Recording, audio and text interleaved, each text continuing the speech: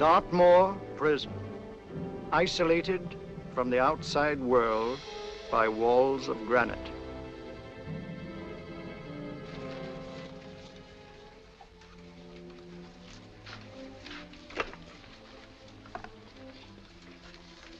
They say you could get out of here by merely telling what you know. You may or may not be another Scotland Yard bloke, but I'll give you the same answer I gave the others. I still have 2 years, 8 months, and 6 days left in which to make musical boxes. That'll be sold at auction for the benefit of this delightful sanctuary. And I intend to serve them.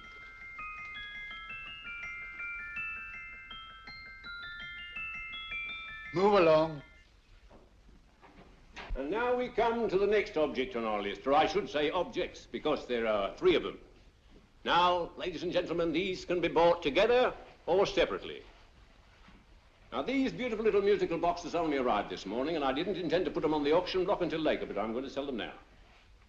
So, good friends, as our old pal Mark Antony used to say, lend me your ears. And what do you hear? Right. The beautiful tinkle tinkle of a musical box. What a lovely trinket. What a beautiful gift. Created and made by loving hands. A thing of beauty and utility. I was going to start with £5. It's a bargain, £5. Do I see any hands? If there's a connoisseur in the house, will go £3 for it. £2. £1. 10 shillings. Thank you, sir. Ladies and gentlemen, 10 shillings is offered for a musical box you couldn't buy anywhere in London for less than £5. It'd be stealing to let it go for 10 shillings. Like taking milk from a baby. All right, we're selling for 10 shillings.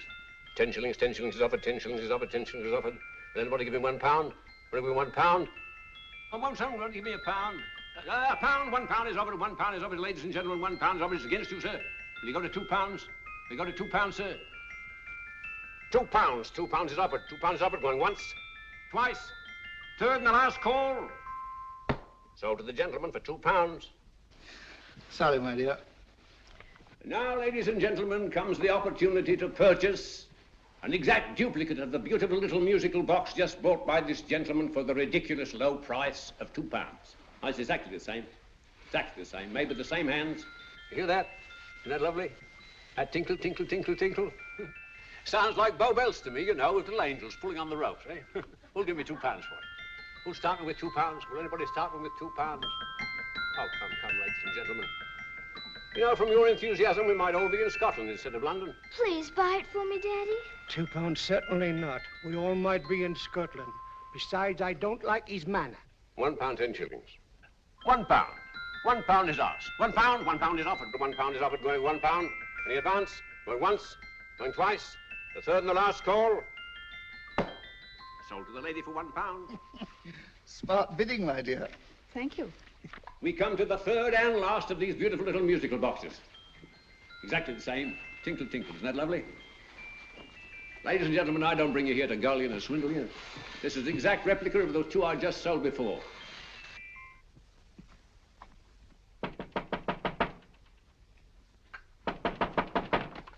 We're closed. But this is extremely important. Come in, sir, come in. I'm sorry to disturb you, but I was unfortunately delayed from arriving in time to bid on certain articles which I was rather anxious to obtain. Oh, perhaps they weren't sold, sir. We are carrying several things over. What might the articles be, sir? 3 identical musical boxes, about so large. Oh, I'm sorry, sir, but they were sold. Pity you weren't here to bid on them. They didn't bring anything like the real value. I'm most anxious to obtain them. I wonder if your records would show who the purchasers were. Oh, we don't usually give out that information, sir. For certain, shall we say, sentimental reasons, I'm most anxious to get in touch with the purchasers. I'd be willing to pay, shall we say, £5. Well, for certain sentimental reasons, sir, we'd be very happy to oblige. Alfred, today's sales. The 3 musical boxes. Musical boxes, oh. Ah, here we are. The first purchase for £2 from Mr. Julian Emery, 52 Portman Square. Write these addresses down, Alfred. Yes, sir. Second didn't leave any name. Oh, how unfortunate. I think she's a dealer. You see, they don't like us to know where the things are going. On account of the profits. You say the second purchaser was a woman. Can you give me a description of her? Oh, she was a young woman, fairly tall, slender. She had a light complexion and dark hair, and she was wearing A grey suit, don't you remember? That's right. She probably runs a gift shop. She paid £1. You say she comes here fairly frequently? No, I didn't say so. But she does, sir. Like as not, she'll come in on Thursday. We have sales on Mondays and Thursdays. Oh. And the third box? The third? Oh, Mr. William Kilgore, 143B Hampton Way. For 10 shillings. Quite a drop from £2. Mr. Kilgore was a Scotchman. Oh. Thank you. You've been most helpful. Oh, thank you, sir. And any time you're passing, drop in. We always have lovely things for sale. Our card, sir? Thank you. I'll be back Thursday.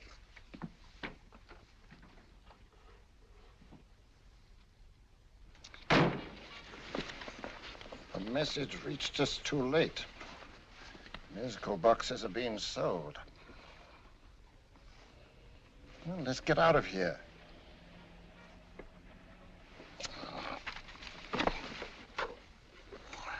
Someday you'll go too far. Reaching for a star, you fool. Yet a fool may touch a star, Colonel Cavanaugh, if he but reach high enough. But not possess it as you would. The musical boxes, they've been sold. What a pity for you, my dear Colonel. Is it my fault that the message reached us only an hour ago? Is it my fault that they were sold? You can't hold me responsible for that.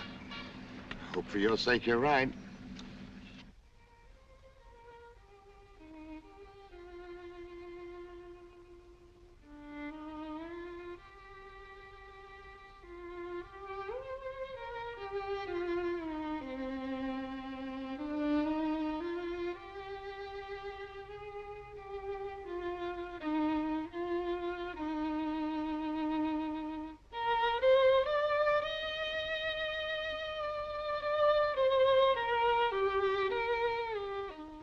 Upon you tonight at 7:45, a gentleman who desires to consult you upon a matter of the very deepest moment. Remember that letter, Holmes? It was written over 2 years ago. An interesting case, devilishly interesting. Irene Adler. What a striking-looking woman from the brief glance I had of her. Seems only yesterday. What charm. What poise, and what a mind. Sharp enough and brilliant enough to outwit the great Sherlock Holmes himself. I take it the new issue of the Strand magazine is out, containing another of your slightly lurid tales. It is indeed. And what do you call this one? I call it A Scandal in Bohemia. Not a bad title, eh? If you must record my exploits, I do wish you'd put less emphasis on the melodramatic and more on the intellectual issues involved. More on the what do you mean by that?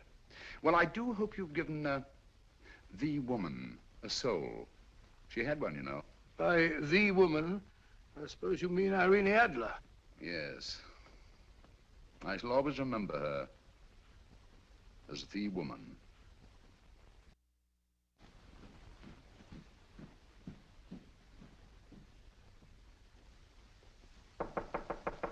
Come in.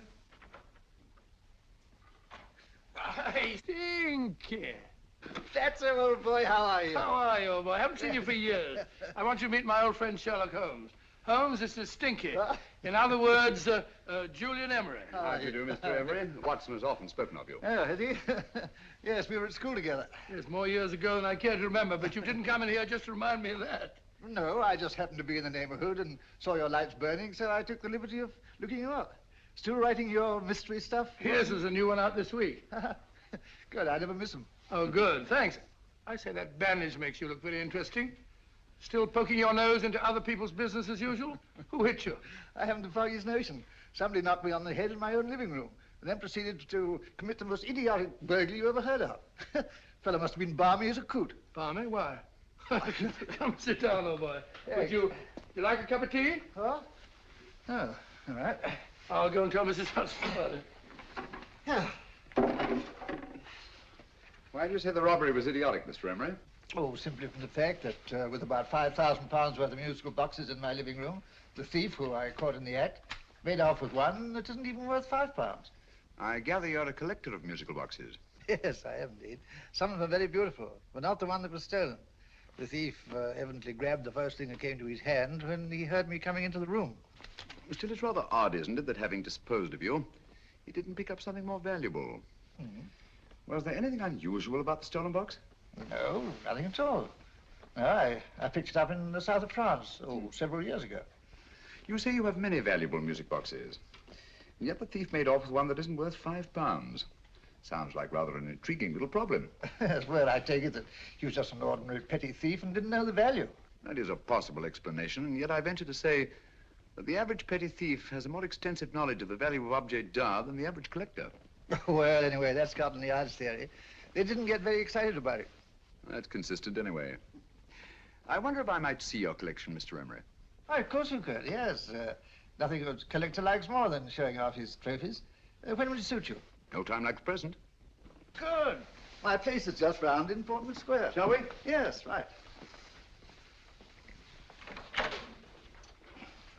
Hello? Where are you going? Stinky hasn't had his tea yet. Oh, I'm sorry. We're going round to my place, where I'm going to give you something better than tea. Now, this one was made for Louis XV, and is one of the very few still in existence from that period. And a particularly fine specimen at that. Charming, isn't it? Quite. It all sounded to me like a lot of mice running about on a tin roof. I'm afraid you have no ear for music, Watson. Give me a good old band playing a rousing march. You have all your silly little tweets.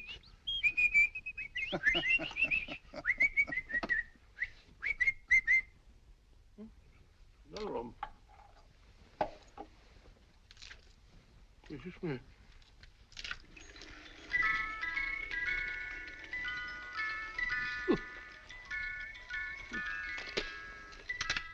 Stupid thing. Singing rabbit. What would you say offhand is the value of a box like that, Mr. Emery? Well, it's hard to say offhand, but I think we'll bring about £500 or £600 today. It's the gem of my collection. Yet a thief who steals an oddity like a musical box passes up one worth £500 for one of almost no value at all. Odd. Very odd. What was the stolen box like, Mr. Emery? Oh, just a plain wooden box about so big. Mm-hmm. As a matter of fact, I have one over here almost exactly like it. I picked this up yesterday at an auction room in Knightsbridge. Paid only £2 for it. Of course, I wouldn't in the ordinary way add one like this to my collection, but the tune intrigued me. I'd never heard it before.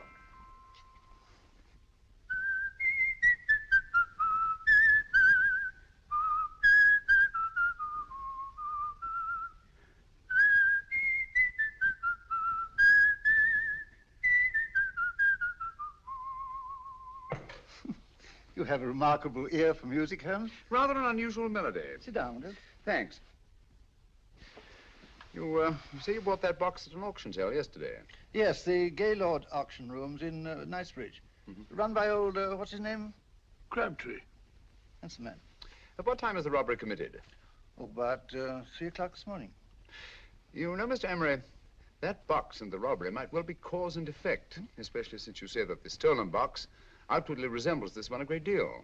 And Scotland Yard were not particularly interested, eh? Oh, yes, but I wouldn't blame him for that, especially as I told him I was quite unable to describe the thief, except, of course, for the fact that it was definitely a man. All you remember is that you came in here and someone struck you on the head. Yes, and the next thing I knew, my man was trying to revive me. It might be wise for you to put that box away somewhere and lock it up. Oh, I don't think that's necessary. Besides, everything's insured. Well, at least if any further attempts at robbery are made, I'd suggest that you call the police, rather than running into any personal danger. Oh, come, Holmes, aren't you being a bit of an alarmist? Possibly. Well, I must agree with old Stinky. Seems to me you are making rather a mountain out of a moleskin. Molehill is the word, old boy, and it's time you were in bed. Thanks so much for letting us see your place. Now, it's been glad meeting you. Holmes, I can't understand why you were so mysterious. Seems to me the petty thief explanation was the only sensible one. Really? Yes, I can't see how you can believe it was anything else. I didn't say I believed it to be anything else. The petty thief theory is the obvious one, I grant you. However, it's often a mistake to accept something as true merely because it's obvious. The truth is only arrived at by the painstaking process of eliminating the untrue. We are not able to do that in this case without further data. Rubbish, you're pulling my leg. You're trying to turn a tuppenny halfpenny robbery into an international plot. No, I'm not. I just hope that your friend Stinky is a little more cautious in the future, just in case.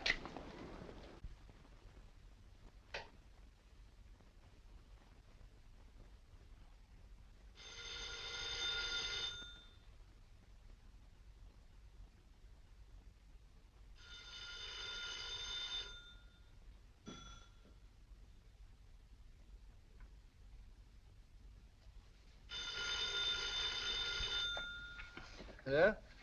Yeah? Julian Emery here. Who? Why, of course I remember you, Mrs. Courtney. Yes, you're the one bright spot at that appallingly dull affair of Lady Sanford's. Huh? Of course it isn't too late to come round. Yes, I shall be delighted to give you a drink. I tell you what, come straight up and I'll leave the door unlatched. Right, well, 15 minutes? Good. I shall be counting each moment. No, I mean that, really. Right, goodbye.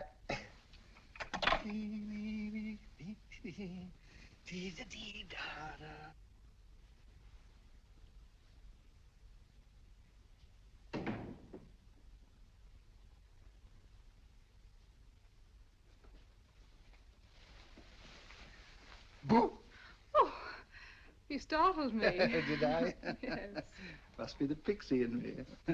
I know I shouldn't have called you so late, but I was at a party just around the corner, and I remembered your invitation to see your collection of musical boxes. My dear Mrs. Courtney, pleasure is all the greater for being so unexpected.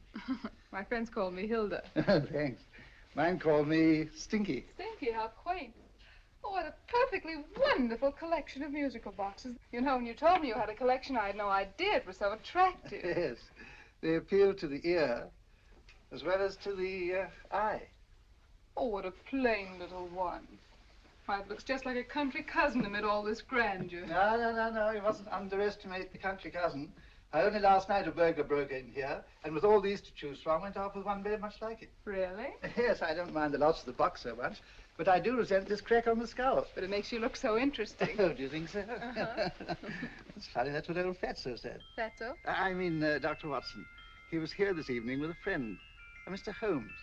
He's interested in my collection, too. Sherlock Holmes? Yes. Do you know him? I've heard of him. Yes, he seems to think I'm in some sort of danger. What a haunting tune. It takes me right back to my childhood. Really? Do you know, it's odd that you should be interested in that particular musical box. Odd? Why? Because Mr. Holmes is also interested in it. He may have been more interested in the tune than in the box. My dear, yes, that's right. I remember now. He whistled it note for note, having heard it only once. Really? He must be a remarkable man. Bit of an alarmist, if you ask me. Don't you believe in warnings? Of course not. Who'd want a box like that? I would. You're not serious. Oh, but I am. Well, you put me in a very awkward position. I'm a collector, you know. And the collector buys but never sells. But if the price were high enough...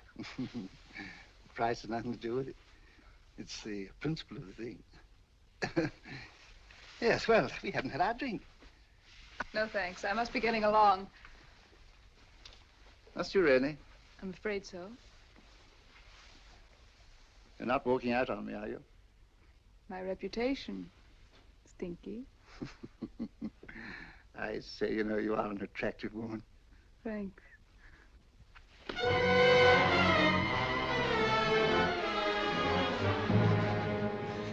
You fool. I told you to wait outside. What did you have to kill him for? All I had to do was walk out with this. He held you in his arms. Don't touch him. Don't touch anything. Now get out. I'm sorry. You're sorry. What about me? This is murder. What about Scotland Yard? What about Sherlock Holmes? Now get out!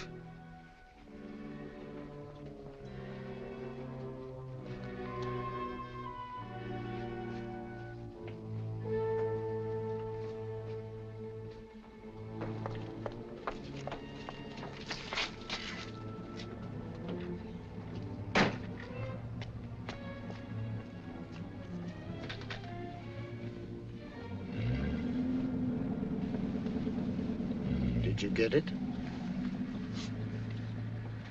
Good. Did you have any trouble with him? Just a matter of murder. Ah, Mr. Holmes. Hopkins? Thanks for coming so promptly. Inspector Lestrade suggested that I call through to you. Mr. Emery was the client of Mr. Holmes, Inspector. Indeed. You didn't mention that when I telephoned you, Mr. Holmes. Well, not exactly a client, Inspector. Sergeant Thompson? He was killed between the hours of 11 and 2 o'clock this morning, Mr. Holmes. Must have been someone he knew, someone of whom he had no suspicion. Poor old Stinky. It's all my fault. I should have prevented this. Well, it's no time to start talking about that now, Doctor. Apparently it's gone. That's the second attempt on the musical box that Emery bought at the auction sale. And this time it was successful. But that box was only worth £2. It was worth a man's life, Watson. I think we'd better pay a visit to Gaylord's auction room and that fellow Crabtree. Inspector, may I suggest that you make a complete search of this flat for a small, plain, musical box about that size. Thank you. Come on, Watson. You say the first box went to Mr. Julian Emery. The second to Mr. Kilgore, 143B Hampton Way. And the third to the unidentified young lady who presumably has a shop and lives near Golders Green. That's right, Mr. Holmes. Isn't it rather strange, Mr. Crabtree, that you should have had 3 identical musical boxes all playing the same tune? Where'd they come from? Dartmoor Prison. Dartmoor? Yeah, we get a regular shipment from there every month. The inmates manufacture them. Well, they make all kinds of things, you know, pipe racks, waste paper baskets, musical boxes. Did you happen to notice if anyone showed any particular interest during the auction in the purchasers of these 3 boxes? Oh, come now, Mr. Crabtree. This is very literally a matter of life and death. Well, since you put it that way, Mr. Holmes, there was a gentleman came in here about an hour after closing time, and he was in an awful state, he was. He gave me £5 to tell him where the boxes had gone to. He said they had a sentimental value for him, sir. Expensive sentiment. Can you describe him? He was tall, distinguished looking, and he had grey hair and a moustache. He was quite a gentleman, sir. What was his reaction when you were unable to supply him with the address of the young lady who owned the shop? I told him the young lady usually come back on Thursday. He said he'd come back on Thursday. Now, that's tomorrow. Thank you, Mr. Crabtree. You've been very helpful. Thank you. Come along, Watson. Where are we going now, Holmes? To the home of Mr. Kilgore, the man who bought the 3rd box.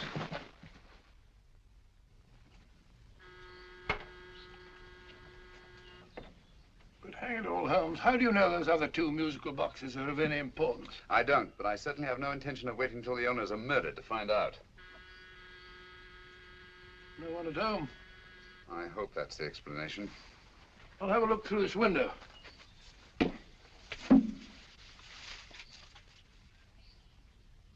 Doesn't seem to be anyone there. The whole place seems deserted as far as I can see. Yes. Mr. and Mrs. Kilgore at home? No. When do you expect them? Oh, in an hour or so. But there's no use your hanging about. They don't buy nothing from peddlers. Peddlers? My good woman, this is Mr. Sherlock Holmes. Sherlock Holmes? Oh, go on. Do you mind if we come in and wait? My business is rather urgent. Well, I've got to go out and do my shopping. And I don't know as Mrs. Kilgore like any strangers nosing about. Quite all right, I assure you. Well, I've got to be off. You 2 wait in the parlor. And no smoking either. Mrs. Kilgore says it smells up the house. Funny old girl, Holmes.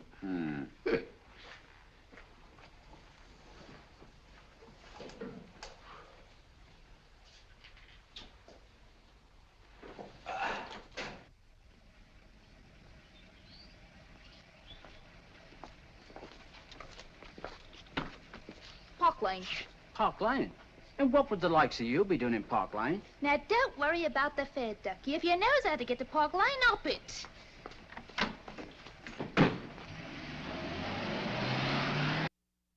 You know, Holmes, I've been thinking. There must have been something hidden in that box of old Stinky's. Stolen jewelry, possibly. What's up, Holmes? Listen. What's just the steam in the water pipes?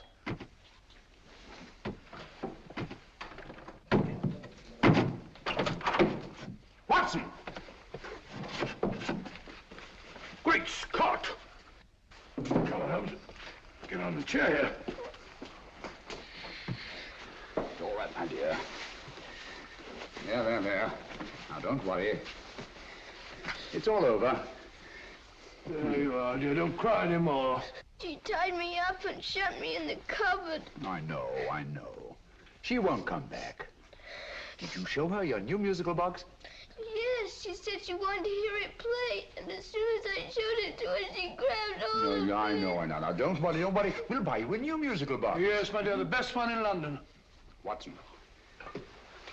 Oh, what a fool I've been. What do you mean, Holmes? She took the musical box out of this house in that market basket, right under our very noses.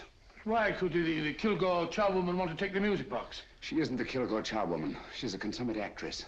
An extremely clever, unscrupulous woman who will stop at nothing. Take care of the child, will you, Wolfella, till our parents get back.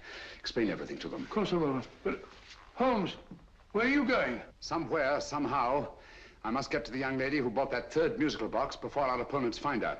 I only hope that I won't be too late. Oh, no. No, darling, you mustn't cry anymore. Now, cheer up. Would you like to hear old Uncle make a noise like a duck?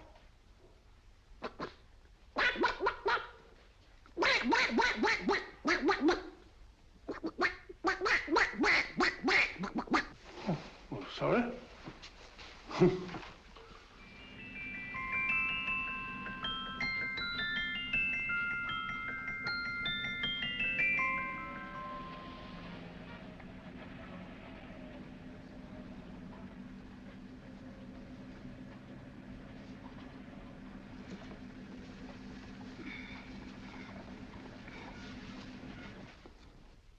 And now, ladies and gentlemen, how much am I offered for this beautiful lace Dresden china figurine? A lady of the French court. Now, this is the genuine article. What a beautiful ornament for your mantelpiece. Or you could use it as a centerpiece on the dining room table. Now, will somebody start me for £10? Will somebody start me for £10? £8? £7? All right, £5 is offered, £5 is offered, £5 is offered, £5.10, £5.15, £5.15. £6 is offered, £6, going once, going twice, the third and the last call. Have you all done? Sold to the lady from Twickenham for £6. Next, we have a real museum piece, ladies and gentlemen. A fine 19th century doll. The costume an exact replica of the holiday clothes worn by the Hungarian peasant women. Now, ladies and gentlemen, an article like this would cost you from £15 to £20 in a West End shop. I'm not going to ask you for anything like that. Who'll give me £2 for it? £2. Anybody offer me £2? £2 for the Hungarian? £2? £1. What? Anybody give me £1? Anybody offer me £1 for the doll? £1 is offered, ladies and gentlemen. £1 is offered. Now, I'm not going to waste your valuable time or mine in trying to get one half of what this beautiful doll is worth. If the young lady can steal it for £1, that's her good fortune. So it's going once, it's going twice, the third and last call. Any more? Sold to the young lady for £1. And now, ladies and gentlemen, may I draw your attention to something which may be a great surprise to you, worthy of any collection. The only other one like it is in the British Museum. It's a Ming vase of the 7th dynasty. This vase lay in a large collection somewhere outside Rome for over 2 centuries, I understand. It was discovered there by the noted antiquarian, Sir Andrew Coppleston. Now, some of you may remember Sir Andrew Coppleston. Besides being a noted traveler and antiquarian, he's also a gentleman rider.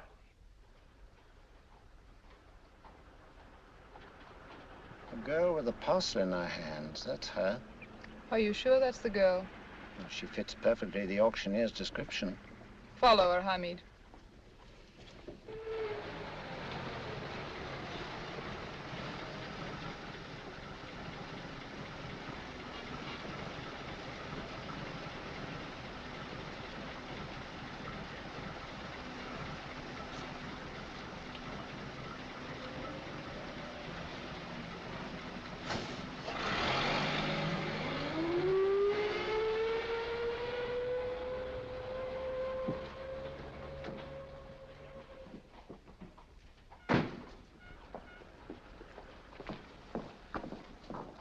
It's lovely, dear. And only £1.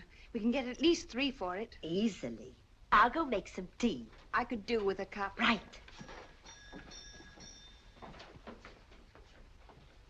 Good afternoon. Good afternoon. I'm looking for a birthday gift for a 7-year-old girl. What would you suggest? We have some lovely dolls. Now, this Hungarian I peasant... think she has enough dolls already. Books are always welcome. Well, I'm looking for something a little different. Well, that's rather cute. What is it? Oh, that's a musical box. Children always love them. And this is an exceptionally nice one. It plays many tunes.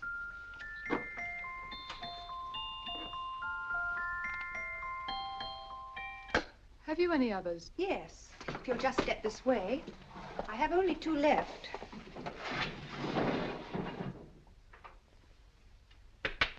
How nice.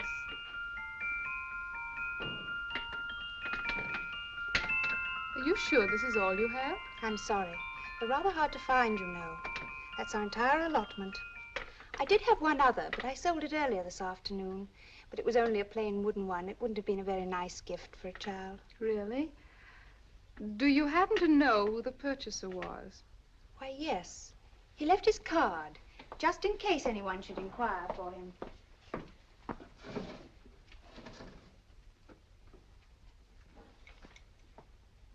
How interesting. I'm sorry, but I'm afraid I'll have to look a bit further. Thank you anyway. Good afternoon. Thank you.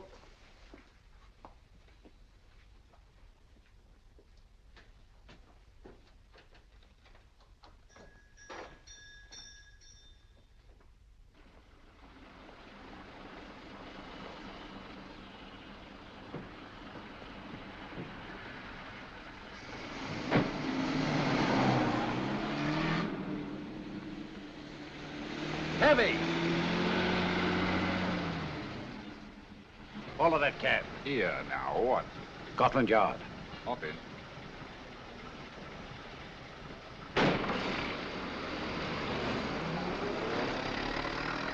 Sherlock Holmes. I might have known. We thought we were the hunters, instead of which we're the hunted. We've been fools. We played right into his hands. Of course. He's had us followed. Don't look. The man in front of the toy shop. Hamid, turn sharp right at the next corner and again at the next.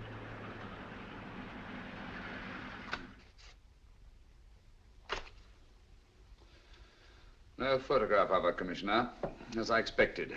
She's not a known criminal. But how do you expect to know if you do find her?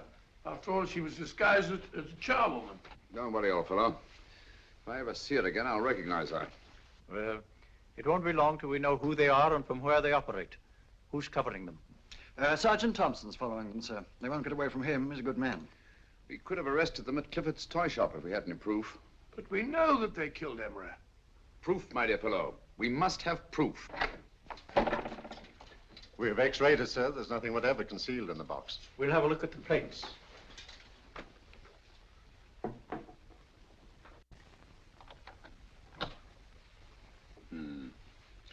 There must be some clue. And it's probably so obvious that we've all overlooked it. Seems to me we're up against a bunch of lunatics. Not lunatics, my dear fellow. Extremely astute, cold-blooded murderers. What can these little musical boxes have in them that's so important? Don't forget, they were made in Dartmoor prison. You can smuggle stuff into prison, but not out. Do you want us to break the box apart, sir, to see if there's anything the x-ray hasn't caught? No, not yet. Do you mind if I take it? Certainly. Thanks.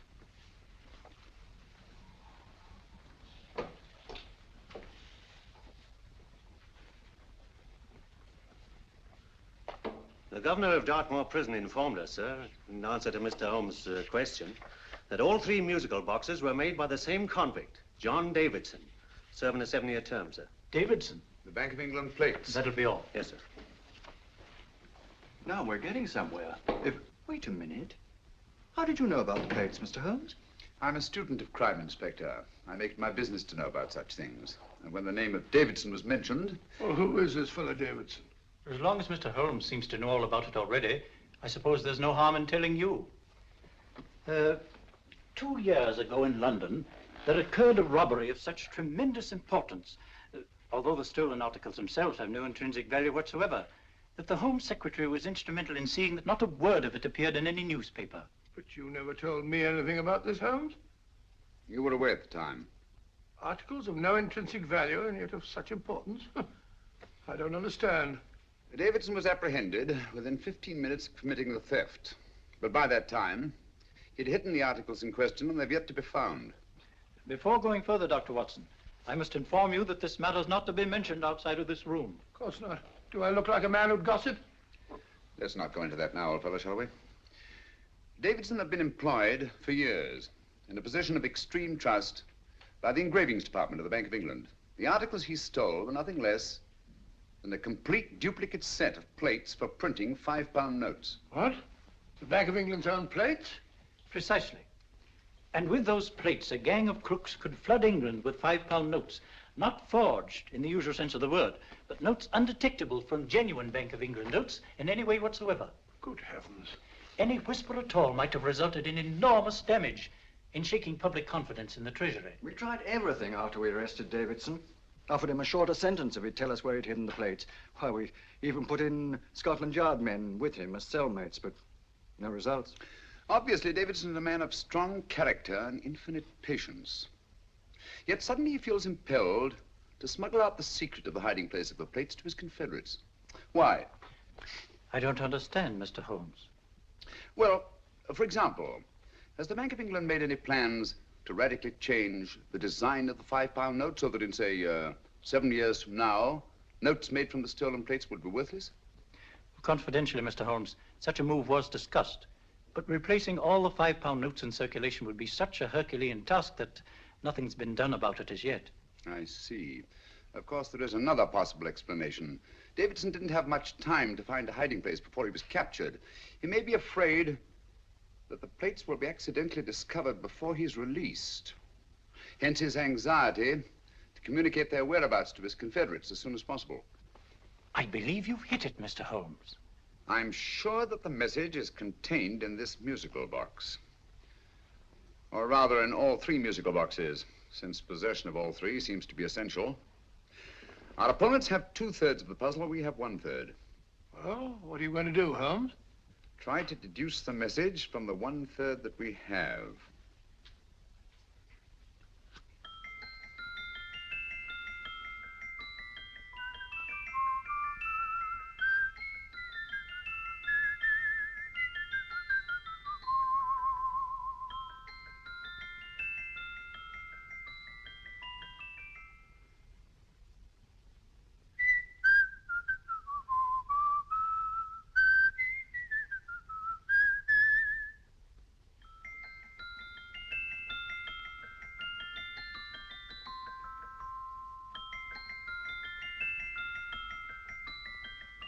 It's the same tune as the one played by Emery's musical box.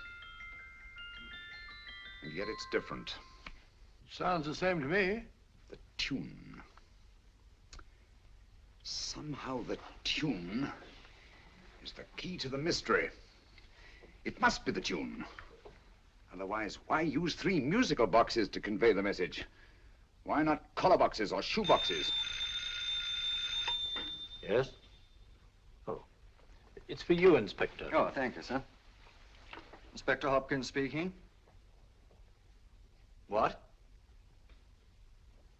Where? Golders Green Station reports they've just found Sergeant Thompson's body. From the tire marks on his clothes, he was apparently run over by a taxi.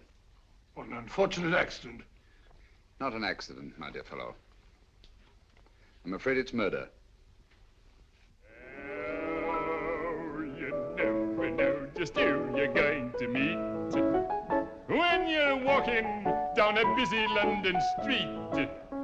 Mrs. Hawkins, Mrs. Brown, any subject of the crowd. Oh, you never know just who you're going to meet. So you better hold your topper in your hand, just in case you meet a lady on the Strand. Girls will think you're kind of sweet, and your day will be complete. Oh, you never know just who you're going to meet. Now, a gentleman is judged by his appearance. Yes, a gentleman is judged by how he talks. Now, he's much better off when he's acting like a toff, especially if he's taking him a walk. What on earth is this outlandish place? A rendezvous for actors. Actors? Buskers, old boy. You've seen them 1,000 times. Actors who entertain the queues, waiting outside theaters. Who you're going to meet when you're walking down a busy London street. So you better wear your best, velvet ties to look your best, 'cause you never know just who you're going to meet. So you better keep your manners right in view, just in case a lady gives a how'd you do. Keep your trousers in a pleat, shine your shoes and keep them neat, 'cause you never know just who you're going to be. Blimey. Mr. Holmes. How are you, Joe? Never met him. And yourself? Fine, thank you. I want you to meet a friend of mine, Dr. Watson, Joe Sisto. Oh, well, any friend of Mr. Holmes is a friend of mine. Hi, Joe. He did me a good turn once that I'll never forget. Yes, I cleared Joe of a most unpleasant charge. Murder, no less. Oh, really? By proving to the satisfaction of the police that he was busy at the time blowing open someone's safe. That's right, Governor. Good gracious me. Joe, now you can help me. Come on, buzz off, buzz off. Come on, up it, up it. Can't a gentleman have some peace and quiet around here? And you too. There you are, Mr. Holmes. Now we can have some peace and quiet around here. Thank you, Joe. There's £5 in this for you. Well, I wouldn't want to take it on myself, sir, but I can get somebody to do it for you for half of that. You don't know what the job is yet. For £5? Murder, ain't it? What? No, Joe, not murder, just music. I want you to identify a song for me. Oh, there ain't a song that's been written that I don't know. That's why I came to you. Of course, the violin is more my instrument, but, oh, well, here we go. Now, listen to this, Joe.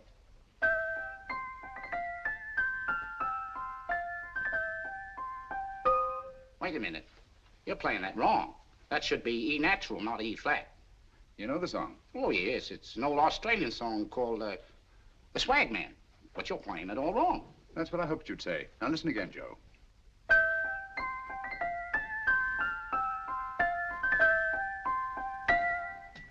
That's the same tune, all right, but you're making different mistakes than you did the first time. No, not mistakes, Joe. Call them variations. Here, play the song for me, will you, the way it's written.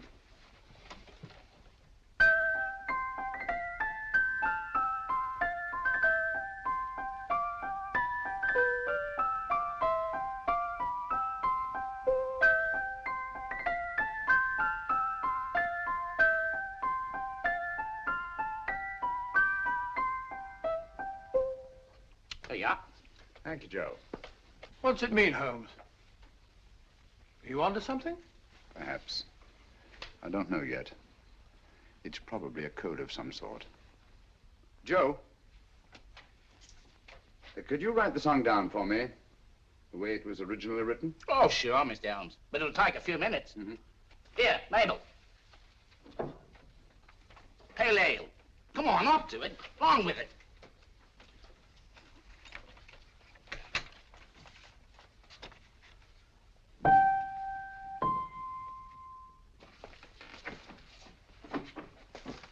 Well, obviously it isn't the lyrics. No combination of those words made any sense at all. The variations in the way Emery's musical box played the tune are different from the variations in the one we have. You sure? Quite. You see, I took the trouble to memorize the tune as played by Emery's box that night we were with him in his flat. Holmes, you amaze me. Elementary, my dear fellow. One of the first principles in solving crime is never to disregard anything, no matter how trivial. But why are 3 boxes? Why not 1? Because the message was obviously too long to be conveyed by any one variation. Then there's the 3rd box, the one that woman took from the Kilgores. That contains yet another set of variations. Yes, well, it's all beyond me.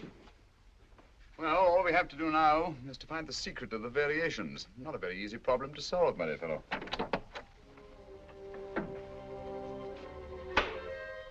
Hello. What's up? We've had company.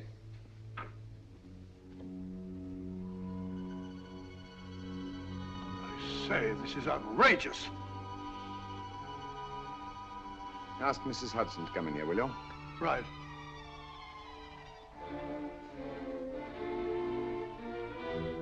Hudson? Yes? Oh, there you are. Will you come up here at once, please? Oh, coming, sir.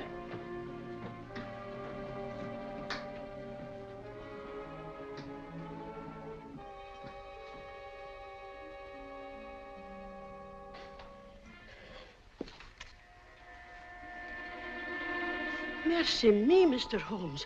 What has happened? Who called while we were out, Mrs. Hudson? Just a young lady. The one who said you wanted her to wait for you. And a nice-looking old gentleman with Our her. friends again, Watson. Friends? What did the young lady look like? Oh, I couldn't see her face. She had a heavy black veil on. But she had such a nice way with her. Oh, I'm sorry, Mr. Holmes, if I've done anything wrong. But you did say I should always let clients come in and wait for you. Don't worry, Mrs. Hudson, don't worry. You had no way of knowing.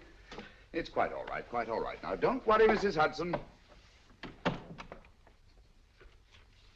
Don't worry. Well, where on earth's the musical box? They didn't get it. Didn't get it? Where is it? It's in your hand. Huh? In that biscuit jar. Take the biscuits off the top. Now put your hand inside, and you'll find the music box. Well done, Holmes. Well done. Amazing.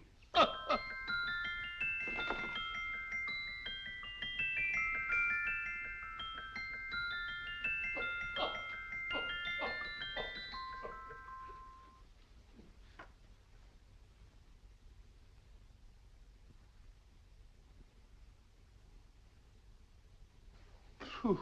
Nice fresh smell. Like a pub after closing time.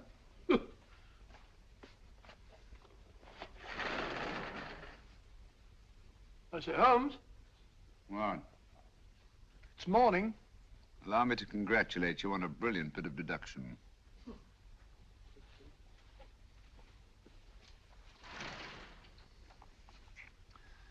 It's not a transposition, not a polygraph transposition, not a trigraph, nor any known form of decoding.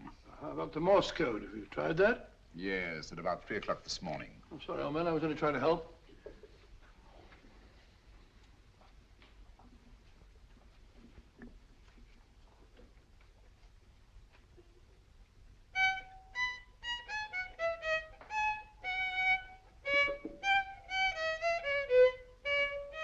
Oh, do me a favor. Not again. Must have heard that thing 1,000 times. Kept me awake all night.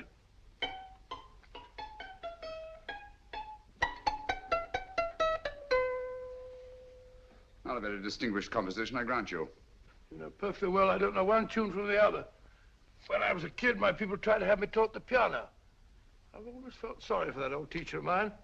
The poor old girl finally reached the point of numbering the keys for me. 1, 2, 3, 4. Even then, I never progressed beyond it. Numbering the keys, Watson. The 19th key of the keyboard is the 19th letter of the alphabet. S. Here. Write it down when I give it to you, old fellow, will you? The first altered note. Write S first. Now, the 8th key is H. The 5th key, E. The 12th key, L. The 6th key, F. S-H-E-L-F. Shelf. Your piano lessons were not in vain, old fellow. You've solved it. Thank you. Thanks, old bean. Hold it. We now have 2/3 of the message. Behind books, third shelf, secretary, Dr. S. Presumably, these are the first and second portions of the message. And this gang has the first and third parts of it. Precisely. Then it's a stalemate? Yes, Commissioner, but we can't leave it like that. There's no doubt in my mind that they'll try to secure our third of the message that's missing. Well, I assume you've taken every precaution to guard the Clifford music. Oh, yes, it's carefully hidden at Baker Street with Dr. Watson on guard. However, I'm reasonably certain that, difficult as it may be, we can find the plates even without the missing part of the message. Behind books, third shelf, secretary, Dr. S. Well, outside of the fact that Davidson hid the Bank of England plates somewhere in London, Mr. Holmes, I don't see that we've progressed at all.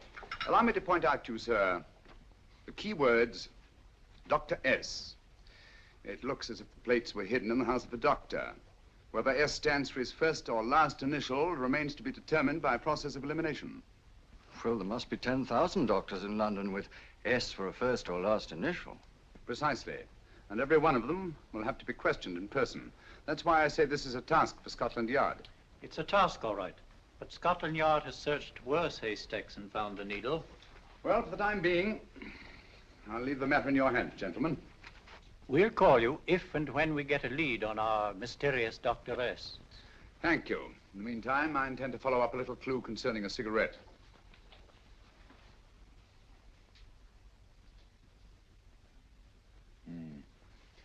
You're certain of the identification of the tobacco? Absolutely. I have made up this special blend for only 3 customers. It is almost pure Egyptian, with admixture of latakia for added body, and a pinch of perique. Merely a whisper, as one might say, for elusive fragrance. Yes. And the 3 customers? Major Wilson in Bombay, India. Mrs. Catherine Leamington Smith in Ireland. Yes, and the 3rd? Mrs. Hilda Courtney of Park Mansions, Bryanston Square. Thank you. Thank you very much. You've been most helpful. It is a pleasure to have been of service, Mr. Holmes.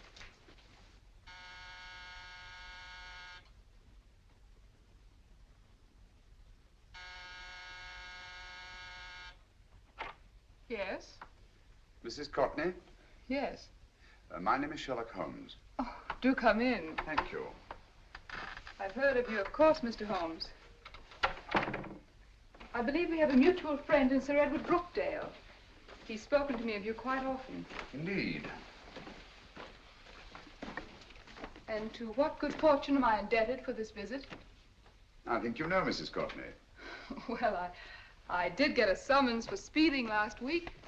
But outside of that, I don't think I'm of any interest to the police. Oh, come now, Mrs. Courtney. You seem to forget that you and I have met before.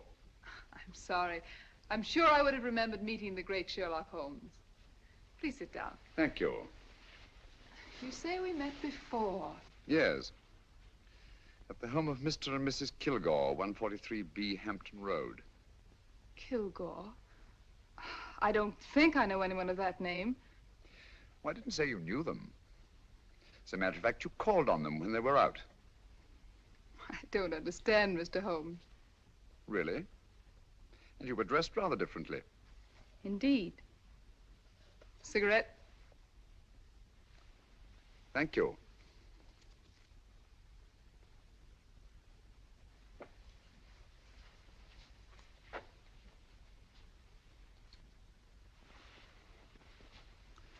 Thank you. You know, Mrs. Courtney, people generally forget, in assuming a disguise, that the shape of the ear is an almost infallible means of recognition and identification to the trained eye.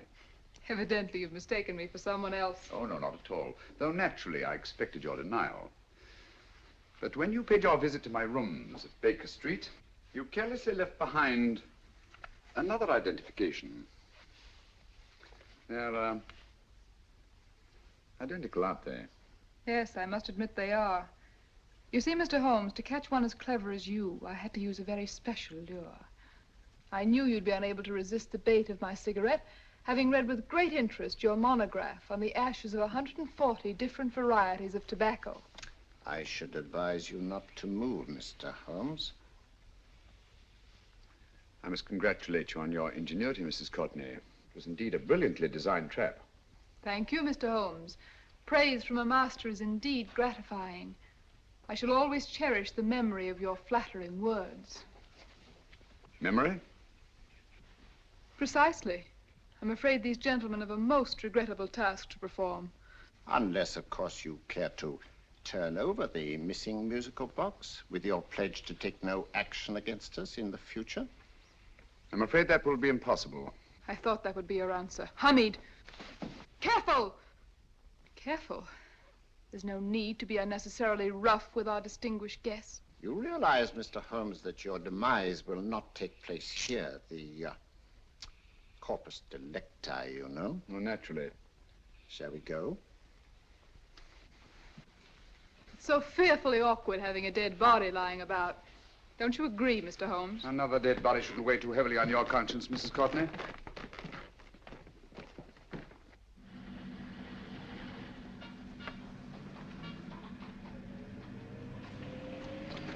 You mind if I have a cigarette? Don't see why not.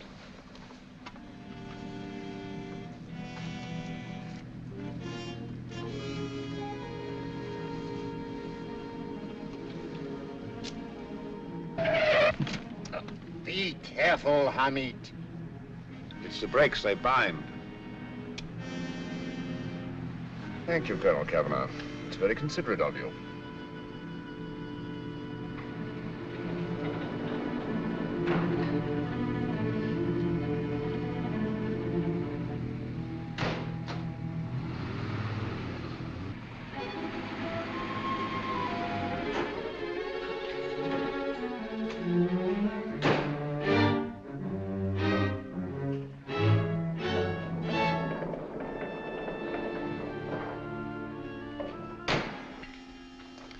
You'll be happy to know, Mr. Holmes, that your death will be a painless one.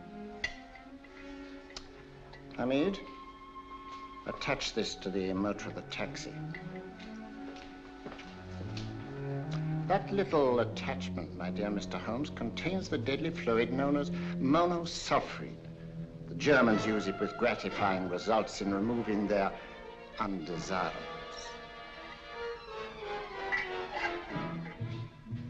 Start the motor.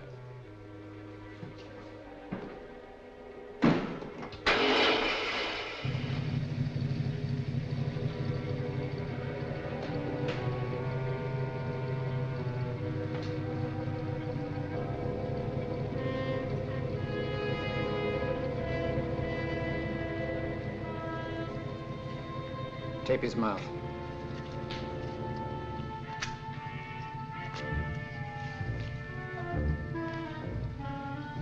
Now, up with him, Hamid.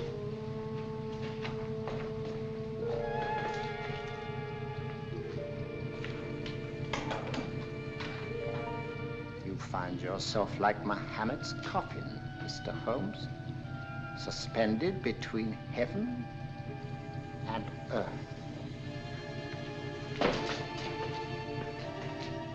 Plenty of fuel in the tank?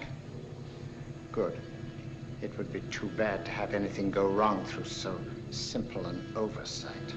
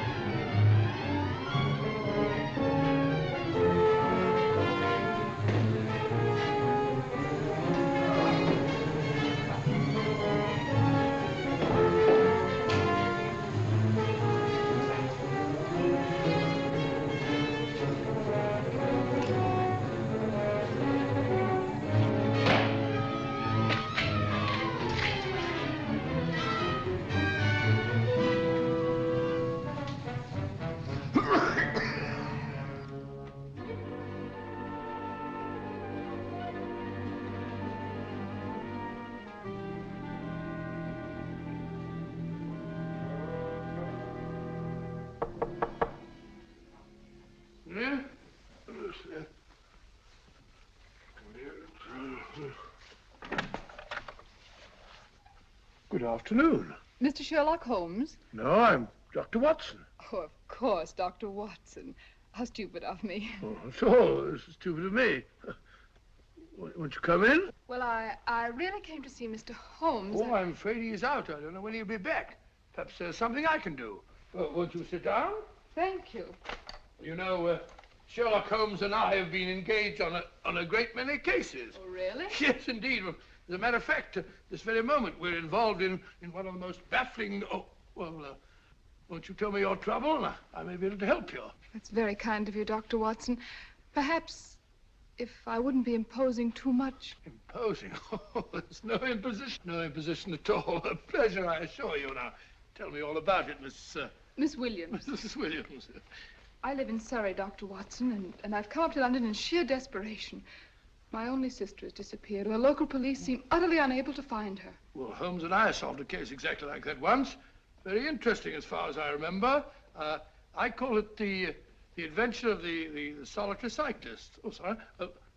Now I come to think of it, it wasn't so very similar. Entirely different. I don't think what I was saying. Where were we?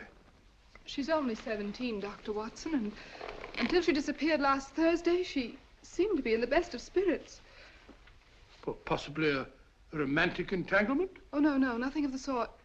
She left no note, didn't even pack a bag, no explanation. She just started to walk to the village from our house in broad daylight and simply vanished from the face of the earth. Oh, there. Might I have a glass of water? Please, glass of water. Have one in 1 minute.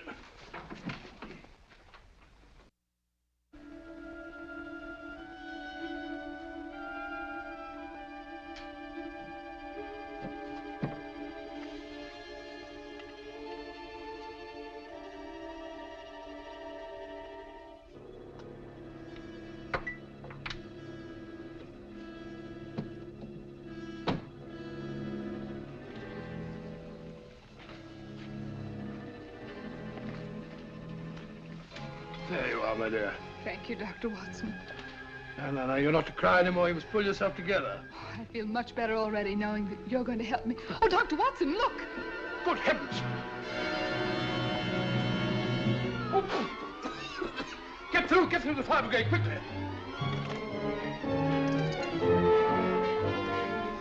Haven't you a fire extinguisher?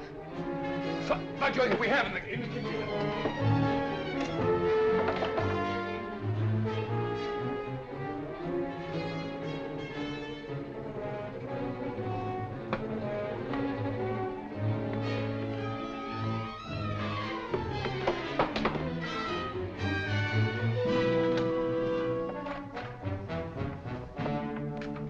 Don't you worry, Miss Williams. We'll have this thing out in no time.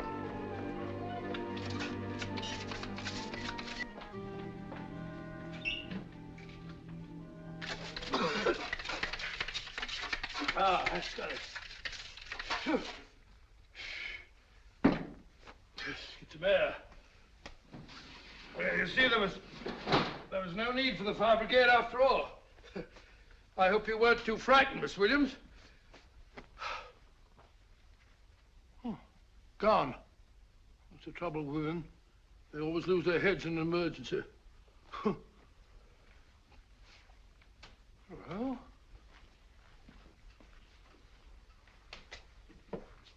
a musical box. Great Scott!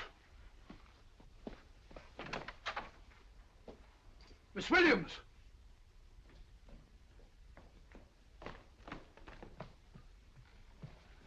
Well? Good. And Holmes? By now, Mr. Holmes has no doubt exchanged his violin for a harp. Always assuming that heaven is his destination. Yeah. And now that we have the missing musical box.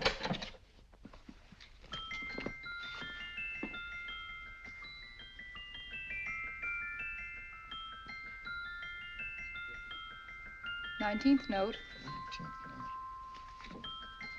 19th letter. Yes. He hasn't been there, you say? Holmes, where on earth have you been? I've been trying to get you at the club, at Scotland Yard, all over London. You were looking for me in the wrong places. Holmes, terrible things happened. I've been duped. That woman, she made a complete fool of me. Well, what do you mean? Well, she came here, let off a smoke bomb. I thought the whole place was on fire, and my first thought was to save the musical box. No need to say any more. She has the box. Yes. Don't blame yourself too much, old fellow. She is an extremely clever antagonist. Smoke bomb, you said? Well, you can console yourself with the thought that your charming friend is at least a reader of yours. What do you mean? If I remember correctly, you wrote about my little experiment with smoke and the cry of fire in a story you entitled A Scandal in Bohemia, which has just appeared in the Strand magazine. All right, old boy. Don't rub it in. Well, it may cheer you up to know that you made a fool of me, too. That cigarette stub was planted here for one express purpose. We're going to bandaging around this place. Bandaging? What's the matter, Holmes? You hurt? Explanations will have to wait until later. At the moment, we're faced with a problem which I fear is insurmountable. Come over here, old boy, will you? Right. Our opponents are in possession of all three parts of the code. And here are we, while the Bank of England plates pass into their possession. Cheer up, old fellow, cheer up. As Dr. Samuel Johnson once said, there's no problem the mind of man can set that the mind of man cannot solve. What's that, old fellow? I was just quoting Dr. Samuel Johnson. He said there is Thank no... you, Watson. Thank you.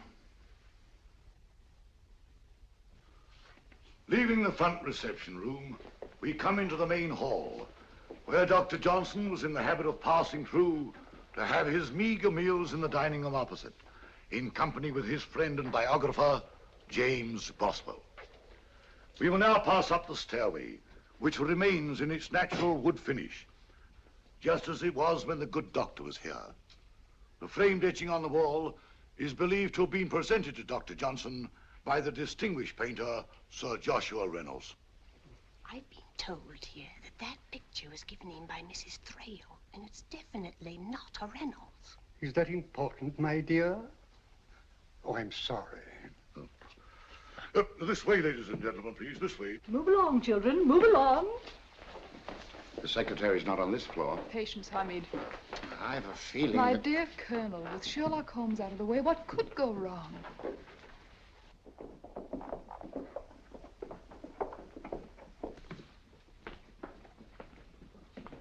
And here we have the Garrett Library, in which Dr. Johnson wrote his famous dictionary, and in which you will see also many of the great man's books and other items of interest. Step forward, ladies and gentlemen, please, step forward. Standing in the corner is the secretary, which contains many of the original works by the literary genius. On this table, Dr. Johnson's cat, Hodge, used to sleep while his master worked. A strange thing about this cat, ladies and gentlemen, was its love of oysters. They do say that the dear doctor often went hungry to find the cat that delicacy. What a pity. Now we will visit the grey room, which is immediately below us, in which you will see the very bed in which Dr. Johnson died. What did he die of? Gout. Just gout. This way, ladies and gentlemen. Mind the steps, please.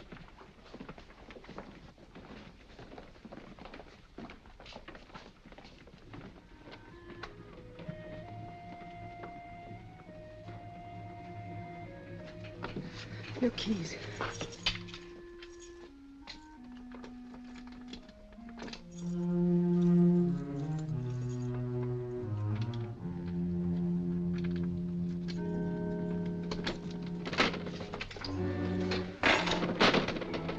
Third shelf up.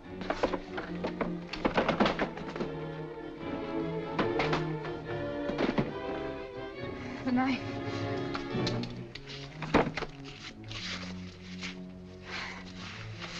Gentlemen, the Bank of England plates. Well, Mrs. Courtney, so we meet again. No, I shouldn't do that if I were you, Colonel Cavanaugh. I must congratulate you, Mr. Holmes. You're far more clever than I thought. Thank you, Mrs. Courtney. Praise from you is indeed gratifying. I shall always cherish the memory of your flattering words. Memory? Oh, thank you. And now I have a most regrettable task to perform.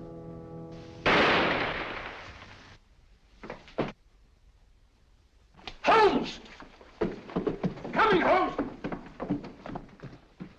Holmes, you all right? Perfectly, thank you, old fellow, but I think this gentleman on the floor requires some medical attention. We must see that he looks his best, you know, when he's hanged. Take them in charge.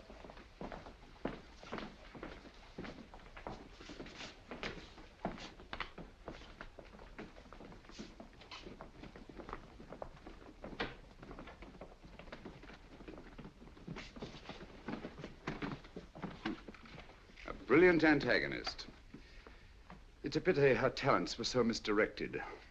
Will you see that these plates are returned to the Bank of England, Inspector? I still don't understand how you solved it, Mr. Holmes. It's entirely due to Dr. Watson. He gave me the clue when he mentioned Dr. Samuel Johnson.